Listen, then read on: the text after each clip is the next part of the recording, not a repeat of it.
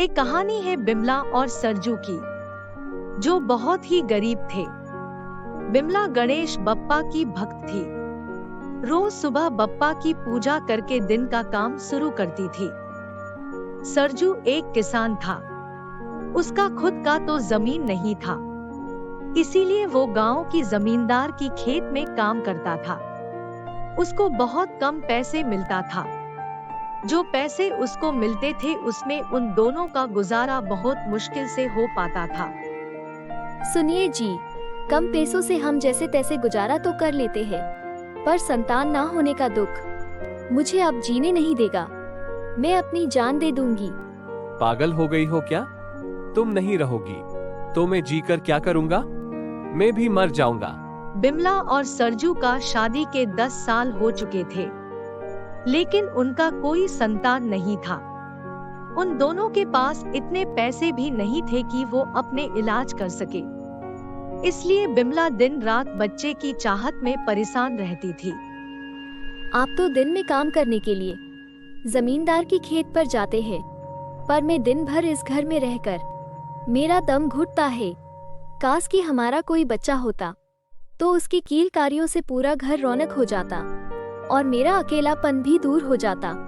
तुम चिंता मत करो, सब ठीक हो जाएगा। हमारे घर में भी बच्चे की किलकारी गूंजेगा। अब रात हो गई है, सो जाओ। सरजू बिमला को दिलासा देकर सो जाता है, क्योंकि उसको भी ये लगता था कि बिमला और कभी मां नहीं बन सकती। फिर भी वो बिमला की खुशी के लिए उसको हर वक्त दिलासा दे रहा था। उस दिन बिमला बच्चे के बारे में सोच सोच कर अचानक उसकी आंख लग गई।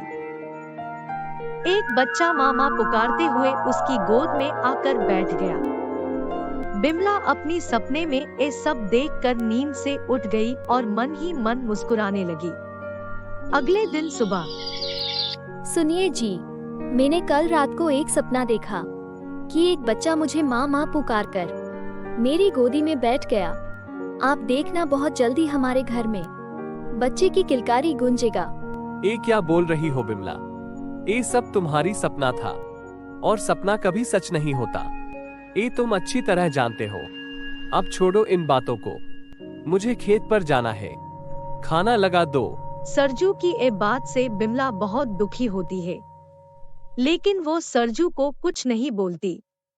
बच्चे ना होने के कारण हर दिन गांव की औरतें बिमला को बाज बुलाते थे। ये सब सहना उसके लिए अब बहुत मुश्किल होता था। बुधवार को गणपति बप्पा की पूजा करने के लिए बिमला बप्पा की मंदिर गई। वहाँ पे पूजा करने के लिए मंदिर आए हुए औरतें की बातें बिमला सुन ली। अरे अब तो बांझ औरतें भी मंदिर आने लगी। उनका तो घर से बाहर आना बंद कर देना चाहिए। उनका मुंह देखने से अशुभ होता है, अशुभ। पता नहीं कैसी लक्षण है उसकी, जो शादी के 10 साल बाद भी अभी तक बच्चा नहीं हुआ। ना जाने कमी किस में है, पति में या पत्नी में। अभी तो बच्चा पैदा करने की उम्र चली गई इसकी। अब क्या बूढ़ापे में बच्चा पैदा करेगी? अब ये बाज ही रहेगी। देख लेना तुम सब। उनकी एक कड़वी बातें सुनकर बिमला फुट फुट कर रोने लगी।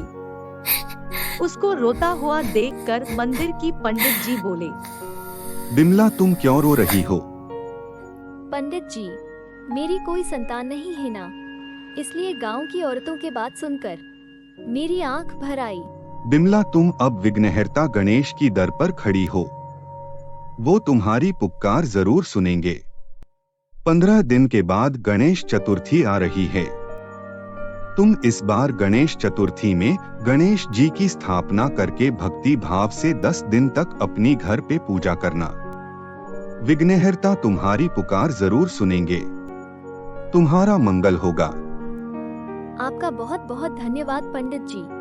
मैं इस बार गणेश चतुर्थी की पूजा अपने घर में जरूर करूंगी। बिमला घर आके पंडित जी की बताई हुई बातें अपनी पति को बताई। ये तो बहुत अच्छी बात है। इस काम में मैं तुम्हारी पूरी मदद करूंगा। उस दिन से सरजू रोज कुछ कुछ पैसे बचाकर गणेश चतुर्थी पूजा के लिए रखता था। 15 दिन के बाद गणेश चतुर्थी की पूजा की दिन आई। बिमला सुबह जल्दी उठकर गणेश जी के लिए आटे की मोदक बनाई। उधर सरजू बाजार जाकर गणेश जी की एक सुंदर प्रतिमा घर लेकर आया। सुनिए जी, घर में आटा कम होने के कारण मैंने सिर्फ 5 मोदक बना पाई। बिमला, गणेश जी को तुम्हारी मोदक की संख्या से कोई मतलब नहीं है। उनको तो सिर्फ तुम्हारी भक्ति भाव चाहिए। तुम उनको एक मोदक दो या अनेक, उनको तो भक्त की भक्ति से मतलब है। उसके बाद दोनों मिलकर गणेश जी की प्रतिमा को स्थापना करके भक्ति भाव से पूजा करते हैं। गणेश जय गणेश देवा, माता जाकी पार्वती पिता महादेवा। पूजा खत्म होने के बाद उनकी घर की सामने एक बच्चे की आवाज सुनाई देती है। माँ, माँ, मुझे खाना दो, मुझे भूख लगी है। माँ, माँ, कोई है? मुझे खाना दो। बिमला घर की बाहर आकर देखा तो एक 8-10 साल का लड़का भूख से तड़प रहा है। उसने 2 दिन से कुछ नहीं खाया था। वो खाने के लिए कुछ मांग रहा था और उसने उसका नाम विनायक बोला। बिमला उसको भूख से तड़पता हुआ देखकर उसकी आंख भर आई। उसने तुरंत उसको घर के अंदर लेकर गणेश जी को भोग लगाया हुआ मोदक खाने को दिया। माँ, मुझे और मोदक चाहिए, मुझे और भूख लग रही है, मुझे और मोदक दो ना। बेटा विनायक, आज मैंने सिर्फ इतना ही मोदक बनाई थी। कल तुम फिर आना, मैं कल इससे भी ज्यादा मोदक बनाऊंगी और तुम्हें खाने को दूंगी। सुनिए जी, आज घर में खाने के लिए कुछ नहीं है। गणेश जी को जो मोदक भोग लगाई थी उसको मैं विनायक को खाने के लिए दे दी। कोई बात नहीं बिमला, तुम पानी ले आओ, हम पानी पीकर आज गुजारा कर लेंगे। उस दिन दोनों पानी पीकर सो जाते हैं। अगले दिन विनायक फिर से बिमला की घर आया और बिमला ने उसको कल से ज्यादा मोदक खाने को दी। ऐसे ही विनायक रोज बिमला के घर आता था और बिमला रोज ज्यादा मोदक बनाकर गणेश जी को भोग लगाकर विनायक को खाने को देती थी। ऐसे ही गणेश चतुर्थी की 10 दिन जा चुकी थी। बेटा विनायक, कल गणेश चतुर्थी की 11 दिन है।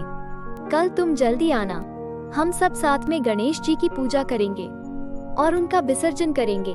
उसके अगले दिन बिमला विनायक की प्रतीक्षा कर रही थी। बिमला, चलो गणेश जी की पूजा करते हैं। जी, मैं विनायक की प्रतीक्षा कर रही हूँ। वो आएगा तो हम साथ में पूजा करेंगे। आरती के लिए बहुत लेट हो रहा है, आओ हम दोनों पूजा शुरू करते हैं। वो आ जाएगा। उसके बाद वो दोनों गणेश जी की पूजा भक्ति भाव से विधि पूर्वक संपूर्ण करते हैं। सुनिए जी, विनायक अभी तक नहीं आया। मैं उसके लिए आज बहुत सारे मोदक बनाया है। तुम चिंता मत करो, वो आ जाएगा। शायद उसका कोई काम होगा। माँ, माँ, मैं आ गया। विनायक, तुम आ गए? कितनी देर लगा ली आने में? मैं सुबह से तुम्हारा प्रतीक्षा कर रही थी। हाँ माँ, लेट हो गया। आज मुझे मोदक खाने के लिए दूसरों के घर भी जाना था ना। अच्छा, तो तू मेरा बनाया हुआ मोदक नहीं खाएगा? क्यों नहीं खाऊंगा?